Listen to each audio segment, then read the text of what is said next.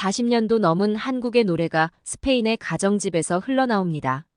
한 노인이 산울림의 노래를 듣고 펑펑 울고 있습니다. 왜 이렇게 슬피 우는 걸까요? 무슨 사연인지 들어보도록 하죠. 감동 포착 좋아요, 구독 알림 꼭 부탁드립니다. 안녕하세요. 저는 스페인에서 살고 있는 마리아 이사벨입니다. 지금은 직장에서 은퇴 후 평범한 스페인의 가정주부로 살고 있어요. 바르셀로나 대학교에서 법학 교수로 30년간 일하다가 퇴직했죠. 요즘은 2명의 손주들을 돌보며 평화로운 노후를 보내고 있답니다. 제가 어린 시절을 보냈던 1960년대는 스페인의 황금기였어요. 코스타델솔과 같은 해변 도시들이 유럽 전역의 관광객들로 붐비던 시기였죠. 아버지는 그 시기에 관광 호텔 사업을 시작하셔서 큰 성공을 거두셨답니다. 호텔 체인을 운영하시면서 직원만 100명이 넘었고 저희 가족은 마드리드에서 가장 부유한 집안 중 하나로 손꼽혔어요. 우리 가족은 부모님과 3명의 오빠들이 있었는데 저는 막내딸로 태어났답니다. 오빠들과는 5살 정도 차이가 났는데 그만큼 부모님의 사랑을 독차지할 수 있었죠.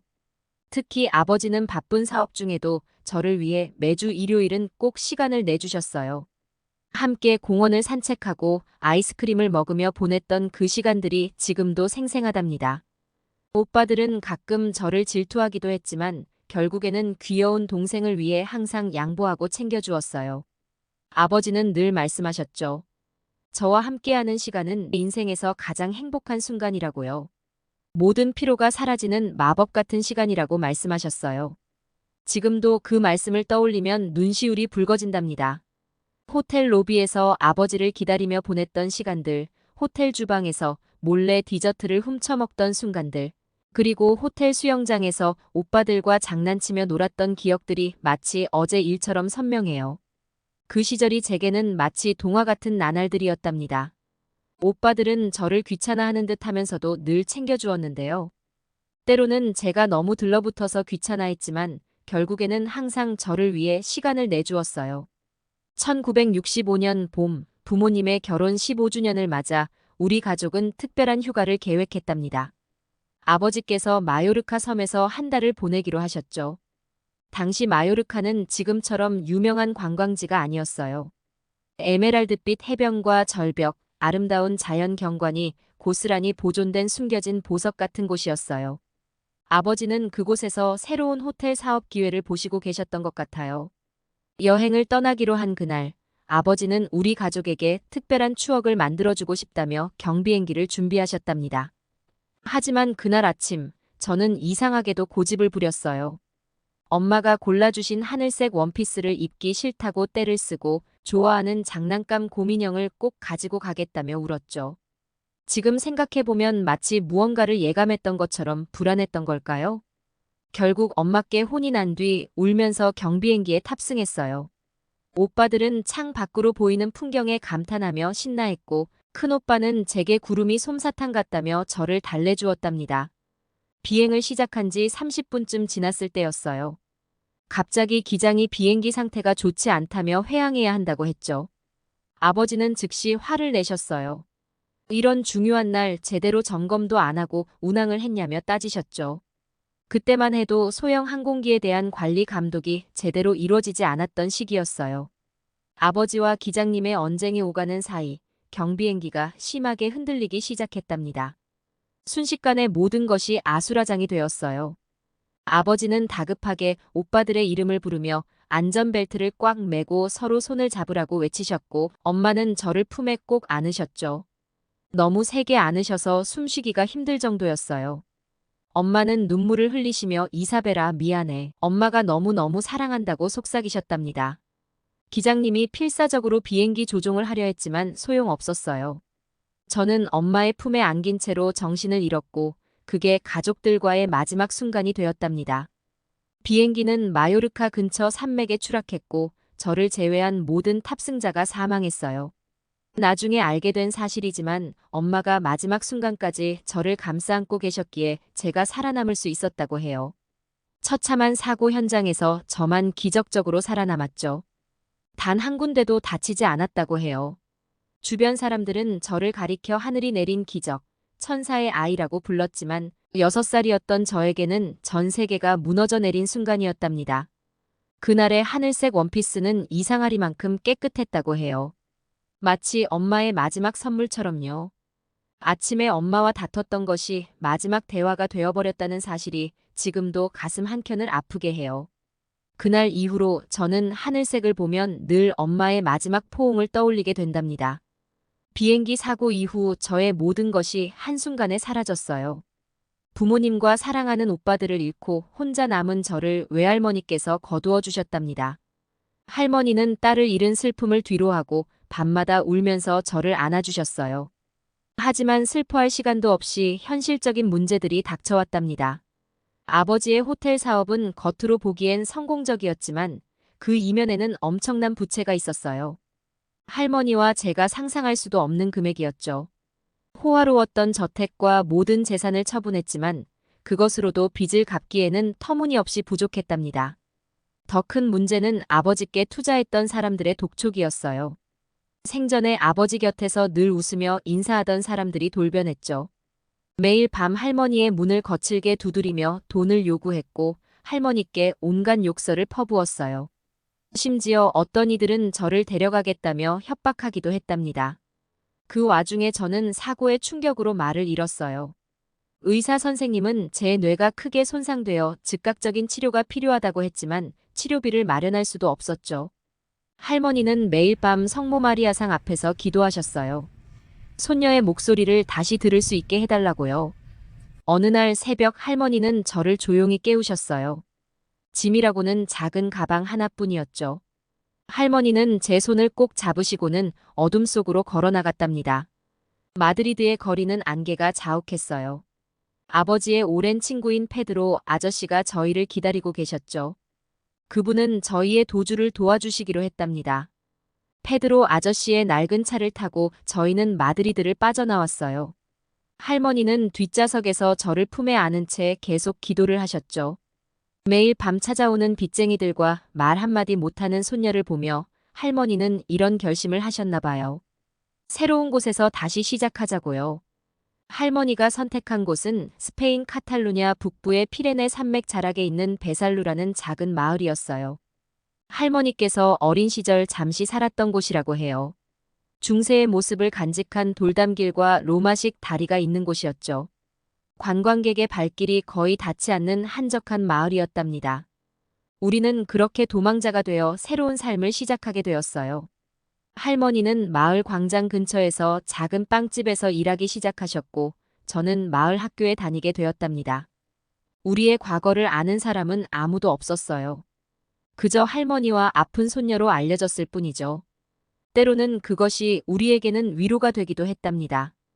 베살루는 피레네 산맥 자락의 작은 마을이었어요. 주민이 1000명도 되지 않는 곳이었죠.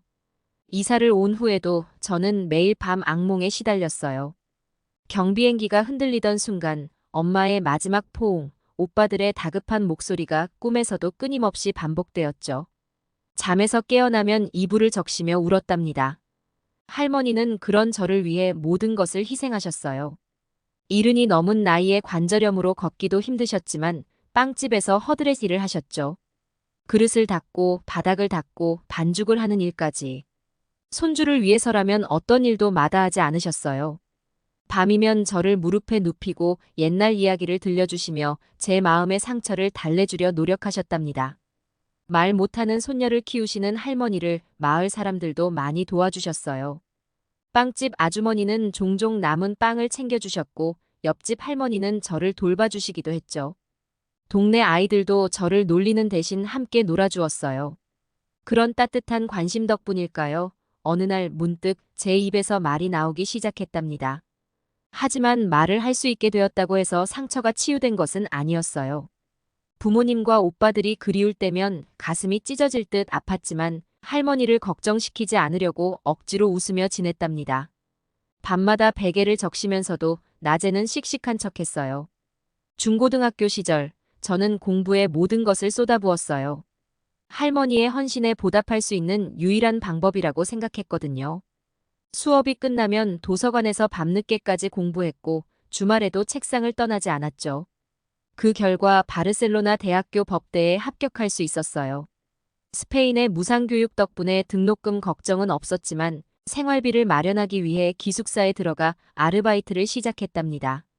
카페에서 일하고 과외도 하고 도서관에서 야간 아르바이트도 했어요. 법학을 선택한 이유는 복합적이었죠. 아버지의 사업을 가로챈 사람들에 대한 분노도 있었고 약자를 보호하고 싶은 마음도 있었어요. 하지만 대학 생활은 생각보다 힘들었어요. 혼자 남겨진 후유증이 극심한 우울증으로 나타났거든요. 밤에는 잠을 이루지 못했고 작은 소리에도 놀라 가슴이 떨렸답니다.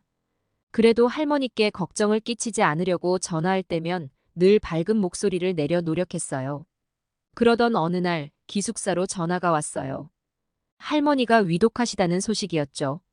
울면서 버스를 타고 베살루로 달려갔지만 결국 할머니의 마지막을 보지 못했답니다. 나중에 알고 보니 할머니는 몸이 많이 아프셨는데도 제게 알리지 않으셨더라고요. 끝까지 저를 걱정하시다가 홀로 생을 마감하셨다는 걸 알았을 때 그 죄책감은 말로 표현할 수 없었어요. 할머니의 죽음 이후 저는 공황장애까지 겪게 되었어요. 갑자기 숨을 쉴 수 없을 것 같은 느낌이 들면서 온몸이 떨리고 심장이 터질 것 같은 고통이 찾아왔죠.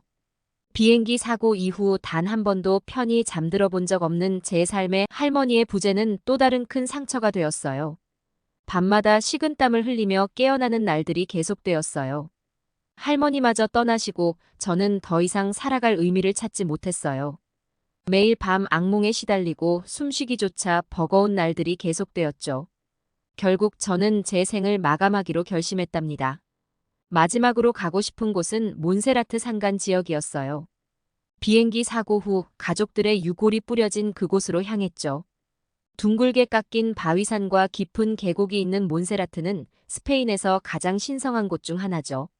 중간에 있는 몬세라트 수도원의 검은 성모상 앞에서 한참을 기도했어요. 왜 저에게 이런 시련을 주셨는지 원망도 했고 부모님과 오빠들을 두고 살아남은 것에 대한 죄책감에 용서를 빌기도 했답니다. 눈물이 마를 때까지 기도하고 나니 이상하게도 마음이 평온해졌어요. 그렇게 산을 오르는데 누군가 자꾸 영어로 말을 걸어왔어요. 당시 스페인에서는 영어를 쓰는 사람이 많지 않았기에 신기했지만 귀찮았어요. 게다가 저는 혼자만의 시간이 필요했거든요. 하지만 그 사람은 끈질기게 저에게 말을 걸어왔습니다. 그 사람은 한국인 관광객 영훈이었어요.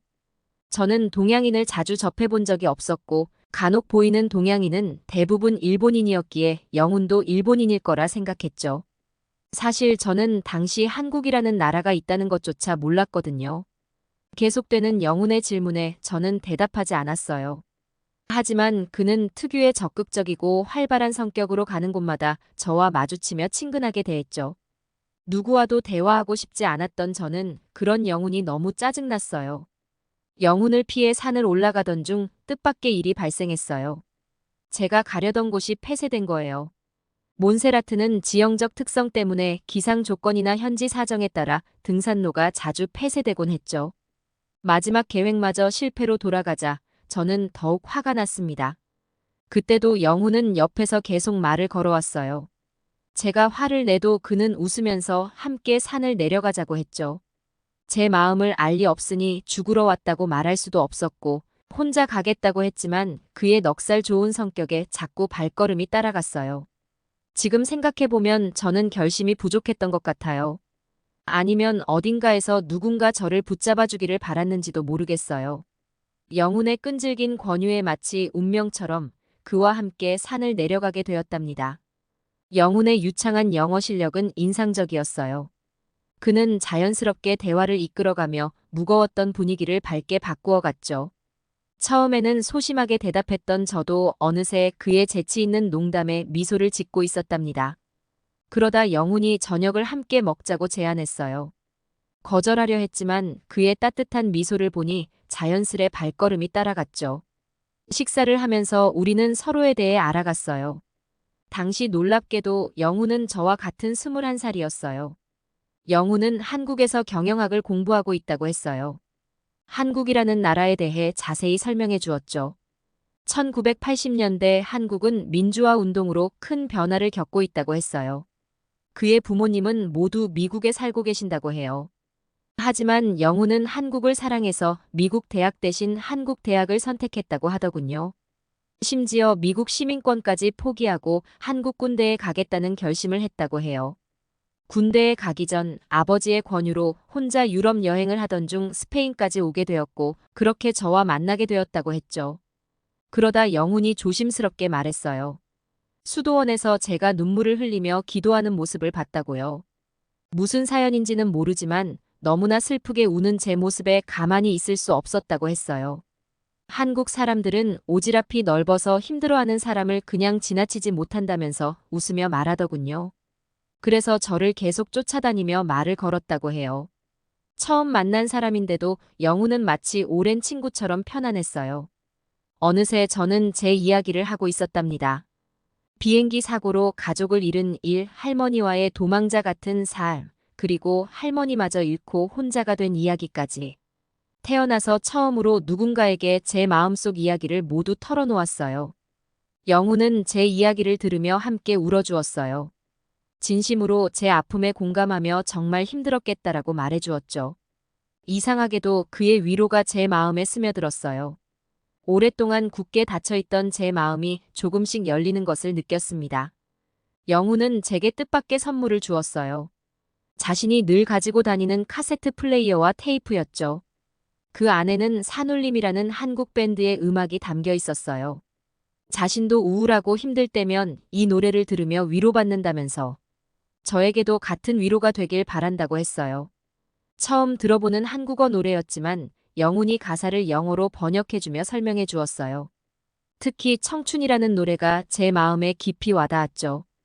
카세트 플레이어는 너무 부담스러워서 테이프만 받겠다고 했는데 영훈은 웃으며 이렇게 말했어요. 너는 이제 나한테 빚이 있는 거야. 이 카세트로 음악을 들으면서 절대로 나쁜 생각을 하지 않겠다고 약속해. 그러면서 자신이 스페인에 3일 정도 머물 건데 제가 가이드가 되어달라고 했어요. 저도 모르게 그와의 약속을 하고 방으로 돌아와 산울림의 노래를 들으며 잠이 들었답니다. 신기하게도 그동안 심했던 불면증이 거짓말처럼 사라졌어요. 눈을 감으면 잠들 수 없어 밤새 뒤척이던 제가 산울림의 잔잔한 멜로디에 푹 빠져 깊은 잠을 이룰 수 있었죠. 어쩌면 산울림의 음악이 그렇게 좋아서일 수도 있고 또 처음 만난 동양 청년에게 제 모든 아픔을 털어놓은 후의 후련함 때문이었을 수도 있어요. 오랫동안 제 마음을 짓누르던 무거운 짐을 내려놓은 것 같은 기분이었답니다. 다음 날 저희는 마드리드로 향했어요. 사실 저는 어린 시절 할머니와 도망치듯 떠난 후로 마드리드를 한 번도 방문하지 않았어요. 바르셀로나 대학을 선택한 것도 마드리드를 피하고 싶었던 마음이 컸죠. 하지만 영훈과 함께라면 용기를 낼 수 있을 것 같았어요. 마드리드로 가는 기차 안에서 제 심장은 계속 두근거렸어요. 무섭기도 하고 설레기도 했죠. 저희 가족이 살았던 솔 광장 근처에 도착했을 때는 눈물이 날 것 같았어요. 하지만 영훈의 밝은 에너지 덕분인지 생각보다 담담하게 옛집을 바라볼 수 있었답니다. 오히려 영훈과 함께한 마드리드에서 새로운 추억이 쌓였어요.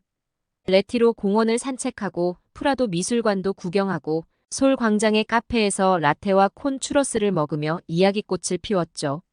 3일이라는 짧은 시간이었지만 마치 꿈 같은 여행이었어요. 영훈과 마지막 날 저희는 서로의 주소를 교환했어요. 당시에는 이메일도 없던 시절이라 편지로 소식을 전하기로 했죠. 영훈은 한국으로 돌아가면 곧바로 군대에 입대한다고 했어요. 3년이라는 긴 시간 동안 만날 수 없지만 그 시간이 지나면 꼭 마드리드에서 다시 만나자고 약속했답니다. 영훈은 저에게 가족들이 떠난 건 누구의 잘못도 아니라고 말했어요. 그분들께 진정으로 보답하는 길은 제가 행복하게 하는 거라고 했죠. 그분들의 몫까지 더 열심히, 더 행복하게 살라고 했고 그 말은 제게 큰 위로가 되었습니다. 바르셀로나 대학으로 돌아와서 저는 더욱 열심히 공부했어요.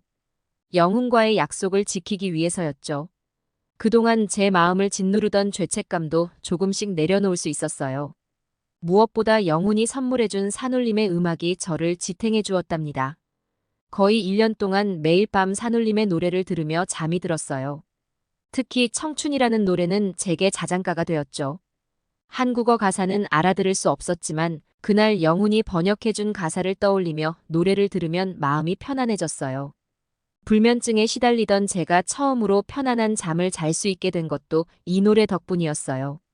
그 덕에 학교 수업도 더 집중할 수 있었어요. 수업에 더 집중하고 도서관에서 더 많은 시간을 보내며 공부했죠. 교수님들도 제 변화를 알아차리셨는지 자주 칭찬해 주셨어요. 영훈과의 약속대로 더 나은 삶을 살기 위해 노력했습니다. 그렇게 1년 정도가 지났을 때 안타까운 일이 생겼어요. 매일 밤 듣던 산울림 테이프가 늘어나서 더 이상 재생이 되지 않는 거예요. 다행히 그때쯤엔 불면증이 많이 나아져서 음악 없이도 잠을 잘 수 있었지만 노래를 들을 수 없다는 게 너무 아쉬웠죠. 1980년대 후반 스페인에서 한국 가수의 테이프를 구한다는 건 거의 불가능한 일이었어요. 당시 한국 음악은 물론이고 한국이라는 나라 자체를 아는 사람도 거의 없었으니까요. 새 테이프를 구할 수 없다는 사실에 마음이 허전했지만 그래도 늘어난 테이프를 간직했어요. 영훈과의 소중한 추억이 담긴 물건이니까요. 저는 그렇게 산울림의 노래도 영훈과의 추억도 마음속에 차곡차곡 담아두었어요. 녹음 테이프는 들을 수 없게 되었지만 그 노래들은 제 마음속에서 계속 울리고 있었답니다.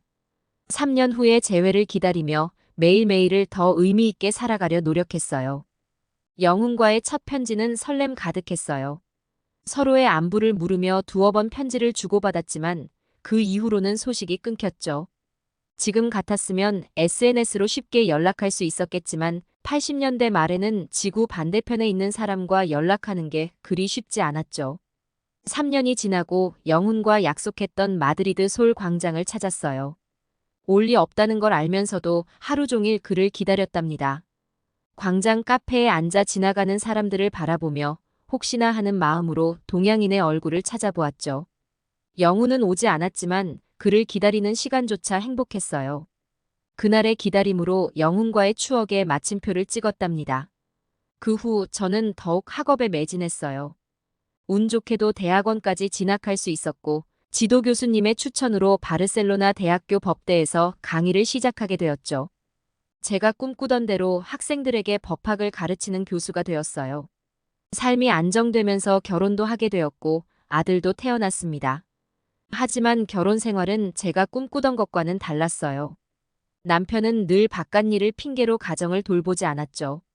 일과 육아를 동시에 하느라 힘들 때도 남편은 아이를 한번 안아주지 않았어요.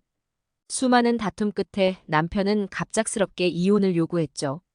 하지만 이상하게도 무섭지 않았어요.